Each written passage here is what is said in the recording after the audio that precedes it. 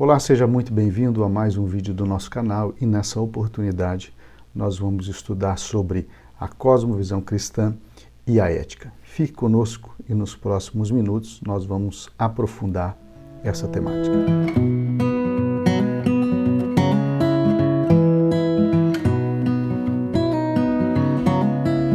Quando nós falamos sobre cosmovisão cristã e ética, nós estamos falando dos elementos da cosmovisão cristã que fundamentam os princípios morais e éticos do viver cristão.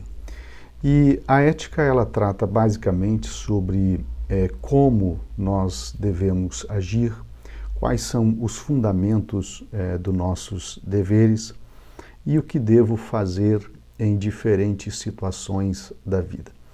E as nossas ações, portanto, elas são avaliadas se são boas ou más, certas ou erradas, verdadeiras ou falsas, a partir de critérios éticos.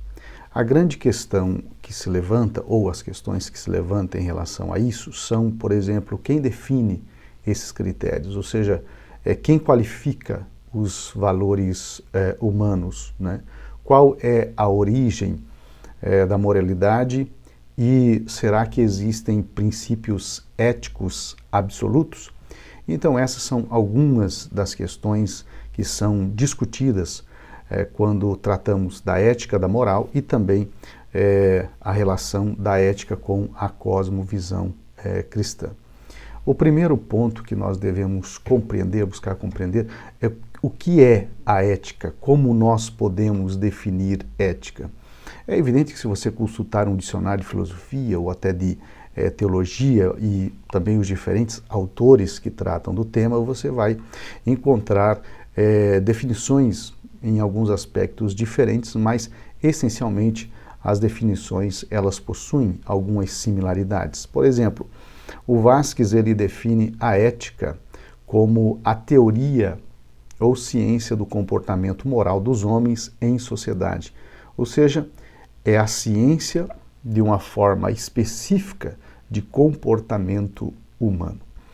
Então, a finalidade da ética, a partir dessa perspectiva do Vasquez, é procurar estabelecer critérios para avaliar a conduta moral das pessoas e analisar as consequências morais das decisões tomadas em diferentes contextos sociais, culturais e políticos.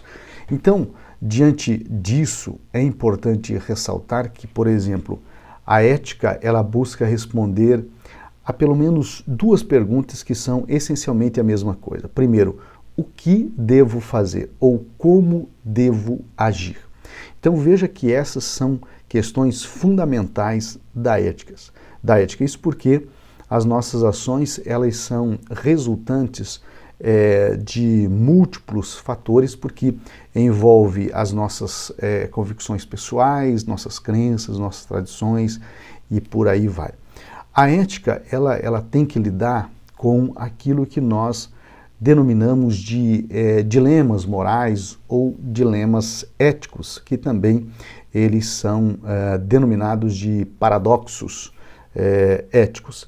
E o que seriam então esses dilemas morais, esses dilemas éticos? Elas são situações em que um agente moral ele se encontra sob dois ou mais requisitos, né, morais conflitantes e nenhum dos quais supera o outro. Então nós, enquanto seres humanos, enquanto agentes morais, nós nos deparamos com certa frequência diante de conflitos, de dilemas morais que nós precisamos decidir qual caminho tomar, enfim, como resolver aquela situação. Ou seja, nós temos que fazer escolhas difíceis. O ser humano ele vive num mundo no qual ele deve fazer escolhas difíceis. E aí surgem então as perguntas sobre o que devo fazer em determinada situação, como devo agir em determinada situação. E essas perguntas elas são respondidas a partir de critérios. Quais são os critérios, portanto, que eu estabeleço ou que eu recorro como uma régua para eu, então, medir, seja a minha decisão, seja a consequência dela, seja se ela é certa ou errada e assim por diante. Então, a ética, ela é a ciência que estuda o comportamento moral dos homens em sociedades. E então, o que seria a moral, já que a ética é a ciência da moral? Então, a moral, ela refere-se ao conjunto de princípios e valores. Então, veja que a moral, ela já pode ser definida e compreendida a partir dos princípios e valores, né? Normas e regras que orientam o comportamento humano em uma determinada sociedade ou grupo social. Então, a moral estabelece padrões de conduta considerados adequados ou inadequados, bons ou maus, justos ou injustos, e influencia as escolhas individuais e coletivas dos membros desse grupo. Bem, se nós definimos a moral como esse conjunto de princípios, de valores, de normas e regras, que elas são mais, digamos, materiais ou palpáveis, né? As questões que nós levamos diante dessa definição é, por exemplo, qual é a fonte da moral? Qual é a origem da moral? Ou seja, onde determinados princípios morais se fundamentam. Por exemplo, o princípio moral de não adulterar. Onde que esse princípio está fundamentado? Ele está fundamentado em uma cultura? Ele está fundamentado em uma religião? Ou ele está fundamentado em uma divindade que transcende a materialidade, uma fonte, digamos, metafísica da moral? Enfim, essas são questões que a ética vai se debruçar a estudar. Então, é importante quando nós falamos de moral, nós compreendamos que existem diferentes teorias morais ou teorias éticas para tentar, digamos, justificar um determinado valor moral ou um determinado valor ético. Então, não é possível, aqui nesse vídeo, a gente discorrer aprofundadamente sobre as teorias éticas que existem, mas vamos pontuar pelo menos 3 que nós consideramos as mais comuns. A primeira é denominada de ética utilitarista, e essa é uma teoria ética consequencialista, porque ela mede o valor de uma ação moral pelos resultados, né? Então, na concepção utilitarista, as ações devem produzir o melhor resultado para o maior número de pessoas. E a regra, portanto, né, a regra de conduta moral é o maior prazer possível para o maior número de pessoas. A ética utilitarista, ela é uma corrente filosófica que defende a validade de uma ação caso ela busque o bem maior, né, para o maior número de pessoas possíveis, né? Então, geralmente essa teoria ética utilitarista, ela está, então, atrelada ao aspecto materialista dos benefícios. E os proponentes dessa teoria ética é o Jeremy Bentham, e depois ela foi melhor desenvolvida por John Stuart Mill.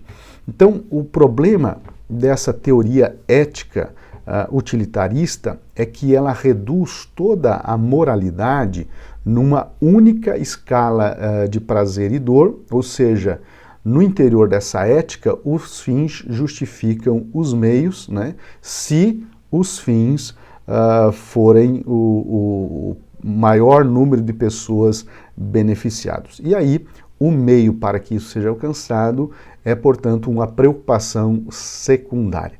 Então, bom, justo, correto, injusto, falso, verdadeiro, é tudo medido a partir dos termos da utilidade. Então, um ato ele é bom, né, se este ato for útil para um fim que é proporcionar a menor dor possível ou a maior quantidade possível de prazer para o maior número de pessoas.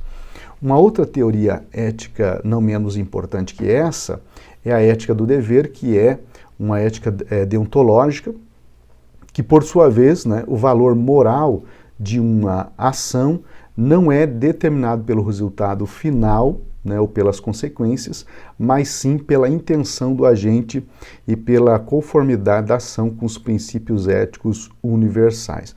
Então, o Hoft, ele diz que a questão central para uma ética do dever é o que devo fazer, ou quando um agente moral, tal como é concebido por uma ética do dever, encontra-se numa situação moralmente complexa, ele vai perguntar-se o que é seu dever.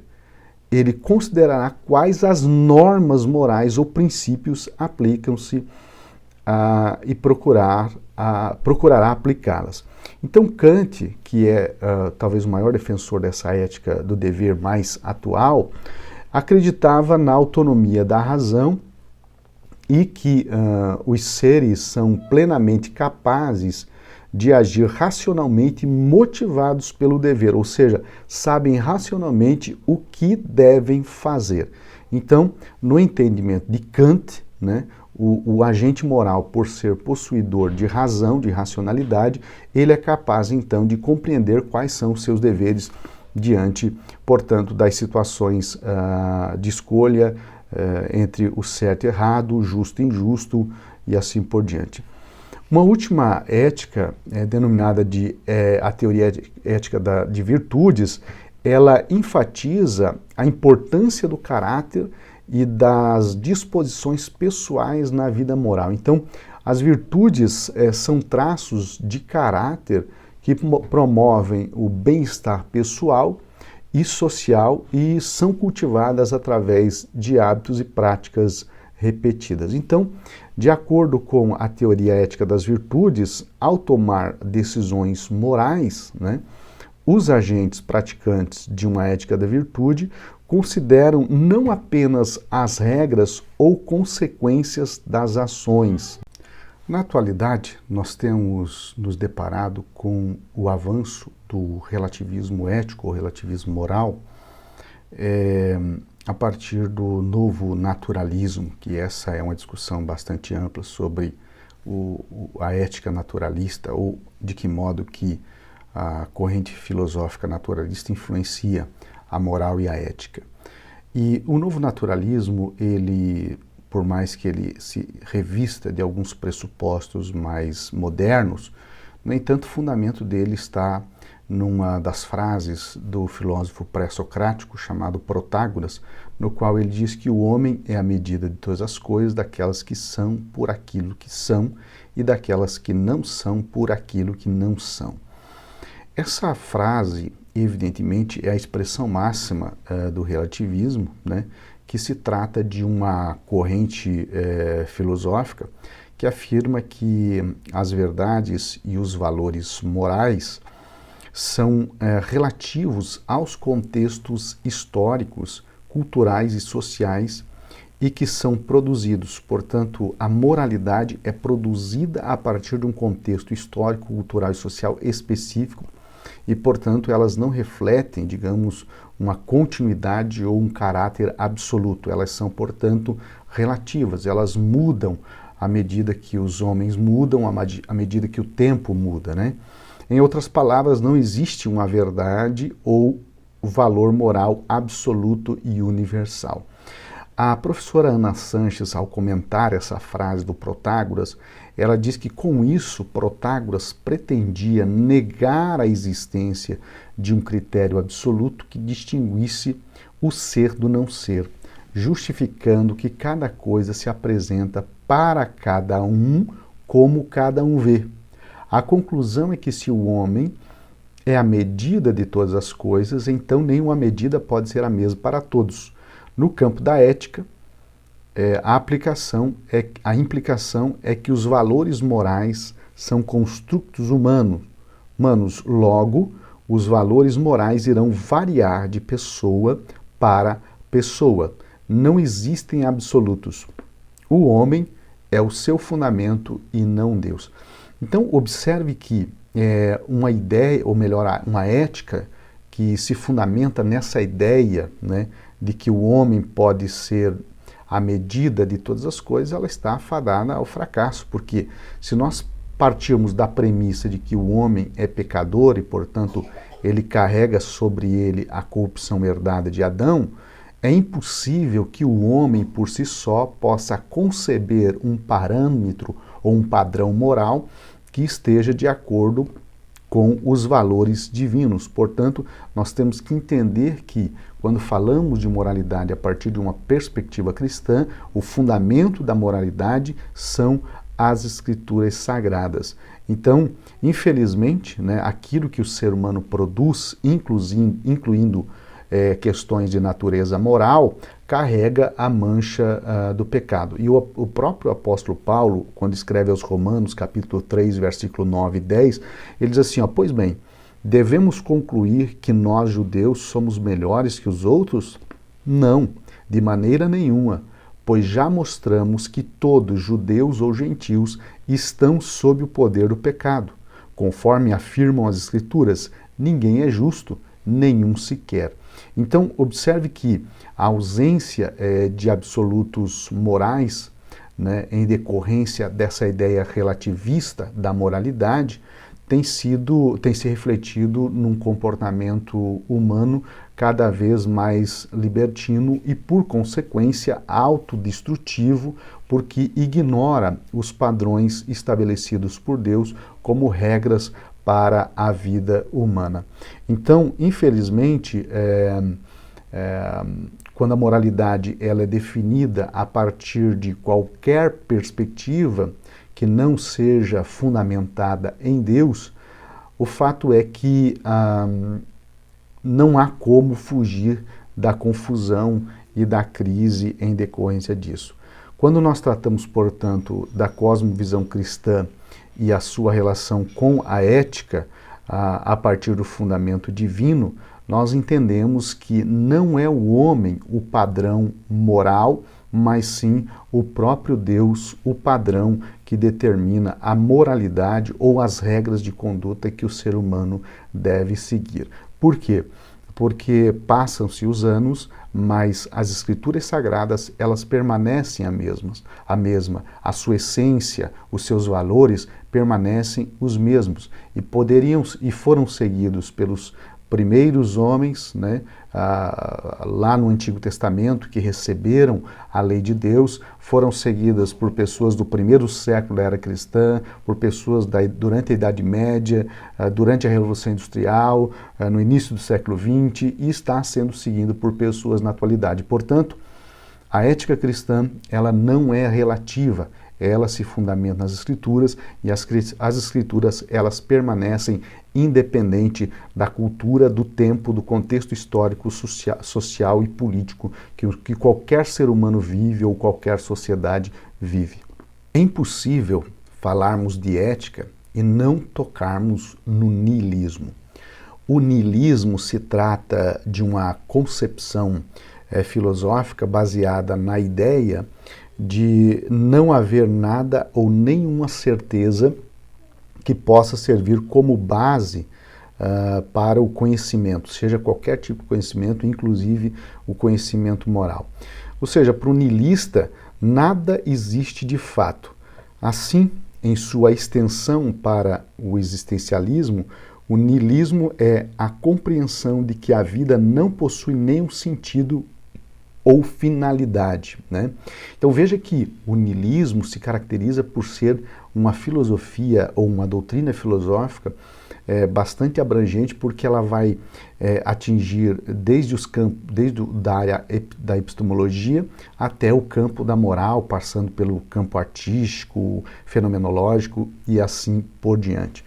Então, sobre o niilismo e a ética, é importante destacar, por exemplo, que o novo naturalismo gesta o niilismo, que emerge nas obras de Nietzsche. O niilismo não é uma filosofia nem uma cosmovisão. Observe isso, antes é uma negação de todos os valores e do próprio homem, uma vez que este é apenas uma máquina que faz parte de um sistema, o universo fechado. Observe que o niilismo ele causa um esvaziamento de sentido em relação a tudo aquilo que faz parte, então, da nossa existência. E quando nós estudamos a ética a partir de uma perspectiva nihilista, nós vamos perceber que o nihilismo, portanto, ele questiona questiona a existência de fundamentos ou valores absolutos para a moralidade. Então, para isso, né, os nihilistas se baseiam na crença de que não há um significado objetivo ou valores morais no mundo, incluindo isso na esfera moral. Então, para os nihilistas, os valores morais perdem o sentido, porque eles não podem ser justificados objetivamente, ou seja, universalmente. Então, para o nihilista, é impossível você dizer que uma coisa é certa ou errada, visto que quem dá sentido para o certo ou para o errado é o próprio ser humano. Então, se o ser humano dá sentido para que uma determinada coisa é certa, logo aquele comportamento é certo porque é o ser humano que dá sentido às coisas. Então, veja que há uma negação absoluta e completa de absolutos morais. Então, o esvaziamento das ações humanas de seus valores morais tem colocado em risco a nossa própria existência, porque se não há critérios ou valores morais absolutos, qualquer coisa então é válida. E outro problema que decorre, portanto, da negação de absolutos morais, de absolutos éticos, é que isso contraria, portanto, a vontade de Deus, porque o próprio Deus nos deu leis objetivas, né, para que nós as seguíssemos. Não apenas as leis escritas, mas, de acordo com as Escrituras, a lei escrita na nossa consciência, para que nós fôssemos, portanto, guiados para fazer aquilo que é bom, aquilo que é justo e aquilo que é correto.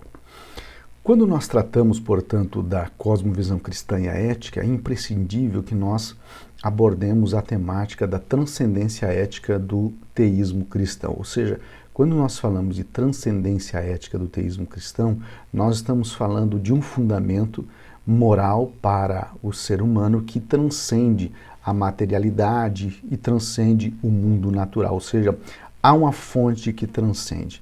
Então, nós afirmamos com isso que, por exemplo, os fundamentos éticos e morais, eles são absolutos e superiores ao relativismo ético que advém de uma concepção naturalista, nihilista, utilitarista acerca da moralidade.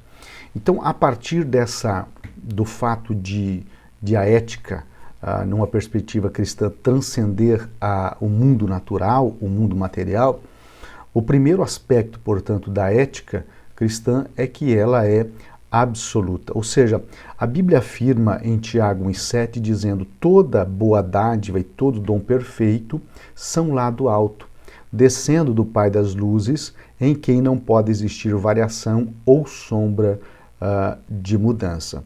Então, observe que se Deus é um Deus que não muda, e Ele sendo a fonte da moral, logo os valores morais que Ele revelou ou que Ele estabeleceu para que os seres humanos seguissem, pelo fato desse Deus ser imutável, logo os valores morais advindos dele são imutáveis.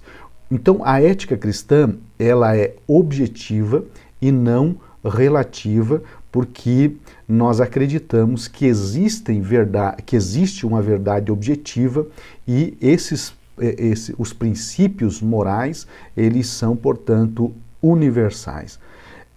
E aí, diante desse fato, é o Evangelho que transforma a cultura e não a cultura, por exemplo, que transforma o Evangelho. Um problema quando há uma tentativa de alinhar a vida cristã aos padrões morais odiernos, nós corremos um risco de um alargamento moral em relação à ética cristã. E também uma tentativa de relativizar, né, os princípios bíblicos sobre a moralidade. A consequência dessa tentativa de alargar a ética cristã para absorver todas as pessoas e comportamentos e uma relativização dos princípios bíblicos sobre a moralidade, a consequência imediata disso é o agravamento da pecaminosidade humana e o afastamento dos propósitos de Deus. Então, quando nós somos chamados a viver de acordo com uma cosmovisão cristã, nós devemos abraçar os princípios éticos bíblicos e internalizá-los na nossa vida, aplicá-los à nossa vida e compreendendo-os que eles são objetivos e são, portanto, universais. É por isso que o apóstolo Paulo vai dizer em Gálatas 2:20 que já estou crucificado com Cristo e vivo, não mais eu, mas Cristo vive em mim. E a vida que agora vivo na carne, vivo pela fé no do Filho de Deus, o qual me amou e se entregou a si mesmo por mim. Então esse é o primeiro aspecto importante da ética cristã. O segundo aspecto importante é que a ética cristã ela baseia-se na vontade de Deus. O Norman Geisler, ele diz o seguinte: a ética cristã tem a forma de um mandamento divino. Um dever ético é algo que nós temos de fazer. É uma prescrição divina. É claro que os imperativos éticos que Deus dá estão aliados com o seu caráter moral imutável. Em outras palavras, Deus deseja que se faça o que é certo em concordância com os próprios atributos, seus próprios atributos morais. Isso fica muito evidente quando Jesus diz em Marcos 5,48, portanto, sede vós perfeitos, como perfeito é vosso Pai Celeste. Sobre esse ponto, eu considero muito importante a gente olhar para o que o Adolfo Vasquez ele escreve sobre a ética cristã. Nas palavras dele, a ética cristã tende a regular o comportamento dos homens com vistas a outro mundo, a uma ordem sobrenatural, colocando o seu fim ou valor supremo fora do homem, isto é, em Deus. Disto decorre que, para ela, a vida moral alcança sua plena realização somente quando o homem se eleva a esta ordem sobrenatural. E daí decorre também que os mandamentos supremos que regulam o seu comportamento e dos quais derivam todas as suas regras de conduta procedem de Deus e apontam para Deus como fim último. Lá no Salmo 19:8, o salmista vai dizer o seguinte, em acordo com aquilo que Vasquez diz sobre a ética cristã. Ele diz: os preceitos do Senhor são justos e proporcionam alegria ao coração. Os mandamentos do Senhor são cristalinos e iluminam o entendimento. Então, essa expressão do salmista é muito interessante porque ela aponta para o fato de que as palavras de Deus, da lei de Deus, elas são vivas e elas servem como orientação para que o homem faça a sua vontade. Então, quando o homem ele segue o padrão moral, o padrão ético estabelecido por Deus, e a sua conduta, portanto, se pauta nos valores morais divinos, o ser humano, portanto, está fazendo a vontade de Deus, porque nesses padrões, nesse padrão moral, nesses valores morais que Deus estabeleceu, está revelada, portanto, a vontade de Deus para que o homem haja de acordo com elas e decida de acordo com elas. Um terceiro aspecto da ética cristã é que ela é prescritiva ou normativa. Quando nós nos referimos à ética cristã como prescritivista ou normativa, estamos afirmando que ela busca fornecer diretrizes claras e objetivas para orientar o comportamento humano, destacando o que é moralmente correto ou incorreto em diferentes contextos. Então, lá nos 10 mandamentos, em Êxodo capítulo 20, nós temos nitidamente as prescrições, ou seja, o que Deus estabeleceu como norma para a conduta do ser humano. Ou seja, a ética prescritivista, ela prescreve um curso de ação. Ou seja, ela estabelece qual é o caminho que o ser humano deve agir. Então, nesses mandamentos está prescrito, né, o que se deve ou não fazer. Ou seja, há prescrições muito claras, né, normas muito claras sobre como o ser humano deve se comportar. Então, por exemplo, Moisés, quando ele entregou os 10 mandamentos ao povo, ele está descrevendo ou melhor, prescrevendo um curso de ação, né? Ou seja, com essas ordenanças, com essas prescrições, Deus está dando uma diretriz sobre como um servo dele deve se conduzir. A ética cristã, ela é imperativa e prescritiva porque ela ordena e não apenas sugere como o povo de Deus deve viver no mundo. Então, entenda muito bem essa questão. Quando ela é prescritiva, ela não está dando uma opção. Olha, você tem isso aqui, mas pode fazer outra coisa. Não.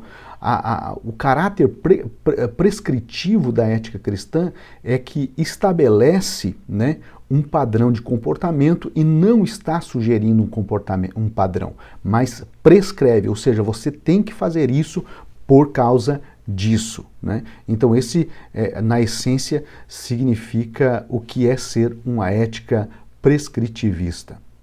Para finalizar, o quarto e último aspecto ou característica da ética cristã é o fato dela ser deontológica. Então, a ética cristã ela é classificada como uma ética deontológica devido à sua ênfase nos deveres e obrigações morais, se contrapondo, portanto, por exemplo, a uma ética consequencialista cujo foco são apenas os resultados, né? Não o meio, mas apenas o fim. Então, uma ética deontológica, ela se caracteriza pelos seguintes aspectos. Primeiro, a regra determina o resultado, né?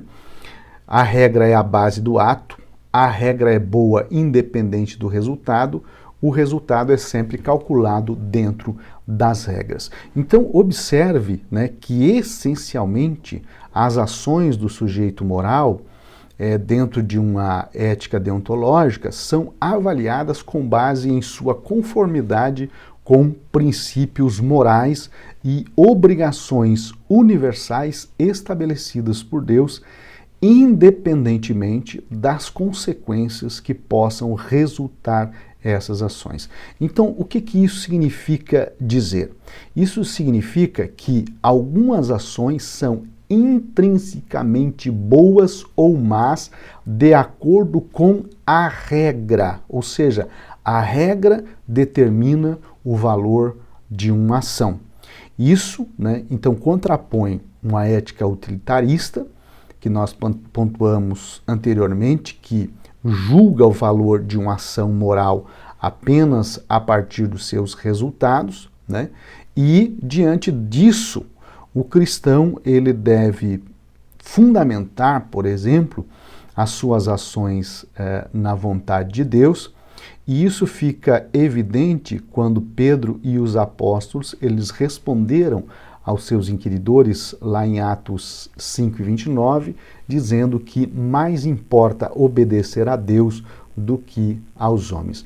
Então, essa é uma situação na qual Pedro e os demais estavam em perigo de vida, mas eles estabeleceram como prioridade de vida obedecer a Deus. Ou seja, para Pedro, para os cristãos primitivos, e assim deve ser para os cristãos na atualidade, a obediência a Deus era a coisa certa a se fazer, né? Sabendo, evidentemente, que as consequências dessas escolhas, né, trariam, por exemplo, algumas consequências ruins para eles no plano humano. Mas, independentemente das consequências, o mais importante para Pedro e os demais apóstolos era fazer a vontade de Deus. Uma ética, portanto, sustentada por uma cosmovisão cristã, ela vai ter que se deparar com vários dilemas, questões morais do nosso tempo, tais como eutanásia, aborto, legalização de drogas, pena de morte, ideologia de gênero, entre outros assuntos. Todos esses assuntos, eles devem ser avaliados, analisados a partir de uma ética cristã. E o fundamento da ética cristã são as Escrituras Sagradas. Nesse sentido, nós julgamos todas essas questões, nós analisamos todas essas questões a partir de uma perspectiva das Escrituras Sagradas. Por quê? Porque uma cosmovisão cristã, ela nos oferece, ou nos fornece as lentes pelas quais nós devemos enxergar e lidar com esses assuntos que estão diretamente associados aos valores morais da nossa sociedade. E cada uma das teorias éticas vai apresentar razões, respostas que são fundamentadas em suas próprias cosmovisões, sejam elas naturalistas, religiosas, materialistas, humanistas e por aí vai. O cristão, no entanto, avalia todas essas coisas tendo como fundamento as Escrituras Sagradas. Ou seja, o julgamento que nós fizemos dessas questões não são a expressão de uma mera opinião de um sujeito moral. Não.